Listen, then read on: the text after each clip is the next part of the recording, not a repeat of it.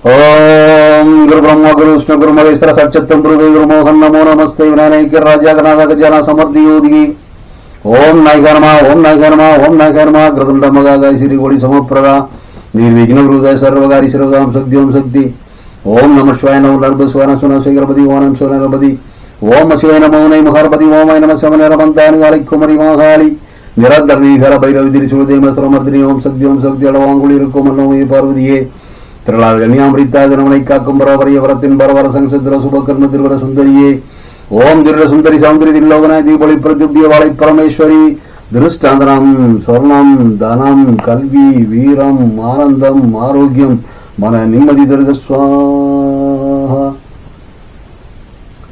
அன்பார்ந்த நேயர்களுக்கு அடியானது வணக்கத்தை தெரிவித்துக் கொள்கிறேன். இந்த நிலையத்தில் ஜோதிடம், வைத்தியம், மாந்திரிகம், ரசமணி, ராஜோஷியமை, வர்மம், யோகா, மூச்சு பயிற்சி, பிரணயாமம், தியானம், தவம் போன்ற அற்புதமான சித்தர்களுடைய கலைகளை பத்தி இங்க பேசுறோம். அது உங்களுக்கு உடல் நலம், மனநலம், ஆனந்தத்தை தரும். அதே சமயத்துல அருளும் பொருளும் புகழும் தரும், மன நிம்மதியை தரும்.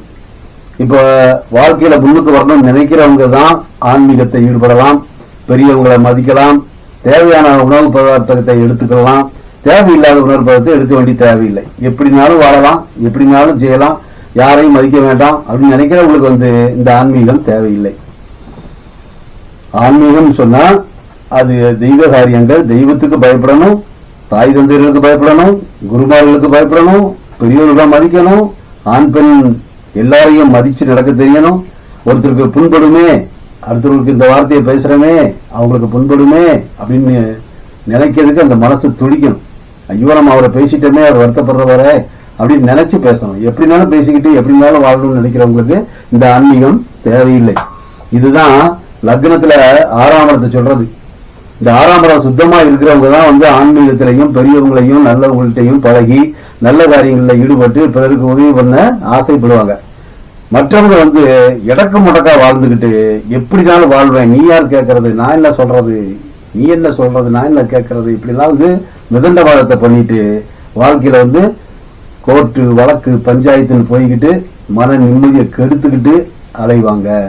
இதுதான் நோய் நொடி, கடன், எதிரி, கோர்ட்டு வழக்கு பஞ்சாயத்து, ஏவல், பில்லி, சூனியம், பேய், பிசாசு, கண்திஷ்டி, கண்கொடாரு சொல்றது. அதாவது நேருக்கு நேர தெரிஞ்சது இந்த சண்டை போடுறது, சச்சரவு போடுறது, அடுத்தவங்களை கெடுக்கிறது, கடைசியில் வஞ்சனை பண்றது, திருடுறது, கொள்ளையடிக்கிறது, அடுத்தவங்க ஏமாத்துறது, அதனால பிரச்சனைகள் வரும்போது அதை பஞ்சாயத்துக்கு போறது, அதுக்கப்புறம் போலீஸ் ஸ்டேஷன் போறது, அப்புறம் கோர்ட்டுக்கு போறது, அங்க வருஷம் முழுக்கும் வாய்தான்னு அலைகிறது. இதெல்லாம் ஏற்படுறதுக்கு காரணம் அவங்களுடைய உயர்வு பிடிக்காம செய்யற விஷயங்கள் இருக்கு. ஒரு மனிதனுடைய உயர்வு பிடிக்காம அதை கெடுத்து குட்டிச்சவராக்கி அவனை கெடுத்து கீழ்வெளியாக்கி செய்யற விதங்கள் இருக்கு. அது அவங்களுக்கு பாவம். யார் செய்கிறார்களோ அவர்களுக்கு பாவம். ஒரு நல்ல மனிதர்களை கெடுப்பதும் தவறு, நல்ல பெண்களை குற்றம் சாட்டுவது தவறு. அப்படி குற்றம் சாட்டி ஜோடிச்சு அவங்க கெடுத்து குட்டிச்சவராக்கி அவங்க கேச போட்டு அவங்க வாய்தாவை அலைய வச்சு அவங்க வாழ்க்கையை கெடுத்து அவங்க நிம்மதியை கெடுக்கிறாங்க பாருங்க, அவங்களுக்கு பரம்பரை தோஷம் ஏற்படும். அவங்க நல்லா தான் இருப்பாங்க, அவங்க பிள்ளைங்க நல்லா இருக்க முடியாது, அவங்க சொத்து சுகம் வரும் தங்காது. அந்த ஏழைகள் பாவம், நல்லவங்கள் பாவம், அவங்க சொல்ற சாபம் இவங்களுக்கு அப்படியே பிடிக்கும். அதனால நல்லவர்கள் வாழணும், கெட்டவர்கள் விலகணும். அவங்க இந்த இடத்தை விட்டு போகணும். ஒரு மேடையை கொடுத்தாங்கன்னா அந்த மேடையில ஆட தெரிஞ்சவங்க நல்ல முறையில் ஆடி பரிசு வாங்கலாம். இதை ஆட விடாம கெடுத்து அவங்கள ஆட விடாம கலாட்டா பண்ணி செய்யும் போகும்போது அவங்க அதை பெரியார் மாதிரி காட்டுறது. அதாவது பாட்டெழுதி பேர் வாங்கும் புலவர்களும் இருக்கிறார்கள், அதே சமயத்தில் குற்றம் கண்டுபிடித்தே பேர் வாங்கும் புலவர்களும் இருக்கிறார்கள் சொல்லுவாங்க. இது திருவிளையாடல் படத்துல அழகா சொல்லும்.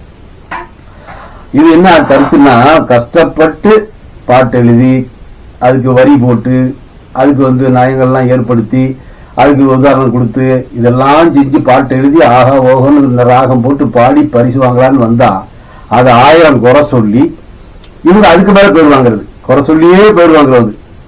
இப்படி ரகங்கள் நிறைய இருக்காங்க. இதுவும் ஒரு வகையில பாவம் தான். கஷ்டப்படுறவனுக்கு ஆறுதலாகவும் அவர்களுக்கு உதவியாகவும் அவங்களுக்கு என்கரேஜ் சொல்லுவாங்கல்ல, அவங்களுக்கு ஊக்கப்படுத்துதல், அந்த ஊக்கப்படுத்தி அவங்கள வாழ வைக்கிறதுக்கு இன்னைக்கு இந்த கலியுகத்துல ஆட்கள் ரொம்ப கம்மி. நல்லவர்களை கெடுப்பாங்க, கெட்டவர்கள்ட்ட மதிச்சு நடப்பாங்க. இப்படிதான் இந்த கலியுகம் நடந்து கொண்டிருக்கிறது. அதனால வாழ்க்கையில முன்னுக்கு வரணும்னு நினைக்கிறவங்க ஆன்மீகத்துல ஈடுபட்டு நல்லவங்கள்ட்ட ஒட்டணும், கெட்டவங்கள்ட்ட வெட்டணும். நல்லவங்கள்ட்ட ஒட்டணும், கெட்டவங்கள்ட்ட வெட்டணும். அப்ப அவங்கள்ட்ட நம்ம உறவு வச்சுக்க கூடாதுன்னு சொல்றாங்க. அதனால நோய் வரும். 6ஆம் இடம் சுத்தம் இல்லைன்னு சொன்னா, அவங்க யாராருக்கோ துன்பப்படுத்தினாங்கன்னு சொன்னா நோய்கள் வரும். அந்த நோய்கள் வரும்போது அதுல பணச்செலவுகள், உடல் மனம் கஷ்டம் ஏற்படுறதுக்கு வாய்ப்புகள் உண்டு. அடுத்து கடன் வரும். எப்படி கடன்னா, தேவையில்லாத கடன் பந்தா பண்ணிட்டு வாழ்வாங்க. பந்தா பண்ணி வாழ்ந்து அதன் மூலமா கார் வாங்க, பைக் வாங்க, வீடு கட்ட எல்லாம் கடன். எல்லாமே கடன் தான். நகை வாங்குறது எல்லாமே கடன் கடன் கடன் கடன் வாங்கி அந்த கடனை கட்டுறதுக்கு இன்னொரு கடன் வாங்கி, அப்புறம் இதுவும் அதுவும் கட்டுறதுக்கு வட்டிக்கு கட்ட முடியாம இன்னொரு வட்டிக்கு ஒரு குட்டி போடுறதுக்கு ஒரு கடனை வாங்கி, இதை கட்ட முடியாம அதை கட்ட முடியாம கடைசியில வாழ்க்கையில நிம்மதியை கெட்டு அடைகிறவங்க நிறைய பேர் இருக்காங்க. அந்த கணக்கு வழக்கு நல்லது இல்லை. அந்த கணக்கு நல்லது இல்லை. குடிசையில வாழலாம், கூட குடிக்கலாம், மன நிம்மதியா 10 பேர் நமக்கு நல்லவங்க கிடைச்சா அவங்கள வச்சு வாழ்ந்துட்டு போயிடலாம். 10,000 முட்டாள்கிட்ட பழகிறத விட 10 பேர் நல்லவங்களை வச்சு எல்லா காரியத்தையும் சாதிக்கலாம். அதனால வீணா கடன் பட்டுக்கிட்டு போகும்போது கடனை வச்சுக்கிட்டு பிள்ளைகளுக்கும் பேர பிள்ளைகளுக்கும் மன நிம்மதியை கெடுத்துக்கிட்டு, எங்க அப்பா என்னத்தை வச்சுட்டு போனாரு, எங்க தாத்தா என்னத்தை வச்சுட்டு போனாரு, எல்லாம் கடன் வச்சுட்டு போனாரு, அவர் என்ன மனுஷனா, நான் இல்ல இப்ப சம்பாரிச்சு மேலே வந்தேன், இப்படிலாம் சொல்லுவாங்க. அதனால ஈர்ப்பு சக்தி வேணும். அப்ப அதுக்கு கடன் படாம வாழ்றது ரொம்ப நல்லது. அப்ப நோய்கடி வந்துருது, பிரச்சனைகள் வந்துச்சுன்னா நோய்கடி வந்துருது, அந்த நோயை குணப்படுத்துறதுக்கு பல செலவு வந்துருது. அதை கடன் வாங்குறதுக்கு வாங்கி வாங்கி வாங்கி வட்டி கட்டி வட்டி கட்டி கடைசியில நிம்மதியை கெடுக்கிறது. இதுதான் 6ஆம் இடத்துல கெட்டு போச்சுன்னா இந்த மாதிரிலாம் மோசமான கோளாறுகள் வர்றதுக்கு வாய்ப்புகள் உண்டு. அடுத்து இதன் மூலமா என்ன ஆகும்னா எதிரி வர ஆரம்பிச்சிடும். ஏன்னா கடன் வாங்கியிருப்பாங்க, 5 லட்சம் 10 லட்சம் சொல்லி ஒருத்தர் கடன் வாங்கியிருப்பாங்க. அந்த கடன் வாங்கினவங்கள்ட்ட கொடுக்கணும் இல்லையா, கொடுக்க முடியாது. உடனே அவங்க என்ன பண்ணுவாங்க, டக்குன்னு பேசுவாங்க, கொடுக்க சொல்லுவாங்க, கேட்டு பார்ப்பாங்க. முடியலையா அடிக்கடி தகராறு வரும். அதுலயும் முடியலையா அப்புறம் போலீஸ் ஸ்டேஷன், அப்புறம் கோர்ட்டு, வக்கீல், இப்படி போவாங்க. அப்ப எங்க இருந்து ஆரம்பிக்குதுன்னு பாருங்க. அப்ப நம்மளுடைய மதி கெட்டு போனா, நம்மளுடைய அறிவு கெட்டு போனா வாழ்க்கையில முன்னுக்கு வர முடியாம பல கஷ்டங்கள்ல அனுபவிக்க வாய்ப்பு உண்டு. அப்ப நோய் நொடி வந்துருது, மன நிம்மதி கெட்டு போயிருது, கடன் பெற்றுறாங்க, அப்புறம் ஏவல் புள்ளி சூரியல் பெய்சாசு கண்திஷ்டி கண்குள்ளாறுல மாற்றுறீங்க. ஏன் மாற்றுறீங்கன்னா சிலவங்க அந்த மாதிரி கோளாறுகளையும் பண்ணி விடுவாங்க உங்களுக்கு. ஏன்னா நீங்க உங்களுக்கு செய்ய வேண்டிய கடமைகளை கட்ட செய்யலன்னு சொன்னா, கொடுக்க வேண்டிய கடன்களை செய்யலன்னா இவன் பாடுறா நம்ம கிட்ட 10 லட்ச ரூபா வாங்கிட்டு ஏமாத்திட்டு அவனை உடக்கூடாதுறாங்க, எதையாவது செய்வாங்க. அப்போ எதிரியை நீங்க சம்பாதிக்கிறீங்க. இது எதனால வருது, கடன் வாங்குறதுல இருந்து வருது. மன நிம்மதி கெட்டு போகுது.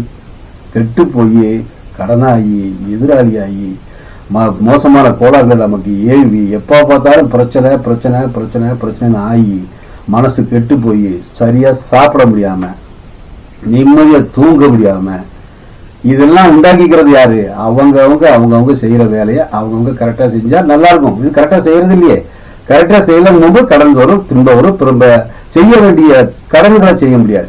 அதாவது அக்கா தங்கச்சிக்கு சீர் செய்ய முடியாது, அண்ணன் தம்பிக்கு செய்ய வேண்டிய கடமையை செய்ய முடியாது, தாய் தாப்பனுக்கு செய்ய வேண்டிய கடமையை செய்ய முடியாது. தனக்குத்தானே வாழ்ந்துகிட்டு சாப்பிட்டுட்டு நான் தான் வாழ்ந்தேன் அப்படின்ட்டு போயிட வேண்டியதான். அதுல ஒன்றும் அர்த்தமும் இல்லை. யாராருக்கு எந்தெந்த கடமையில் நம்ம கரெக்டா செய்யணுமோ அவங்க நம்ம செஞ்சுதான் ஆகணும். உறவுகளுக்கும் செஞ்சுதாகணும், நண்பர்களுக்கும் செஞ்சுதாகணும். வீடு தேடி வந்தவங்களுக்கு நம்ம அன்னம் பாலிச்சு தான் கொடுக்கணும், சாப்பாடு கொடுக்கணும், தங்க வைக்கணும், தூங்கணும், எல்லாம் செய்யத்தான் செய்யணும். ஆனா இன்னைக்கு காலத்துல அப்படி இல்லை.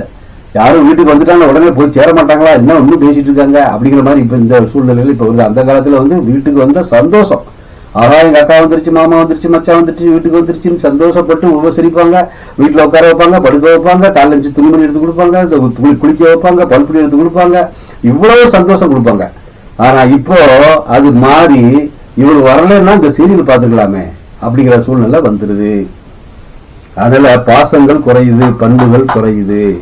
அதனால ஆனந்தமாக வாழ்வதற்கு நமக்கு ஆன்மீக கலைகள் அவசியம் தேவை.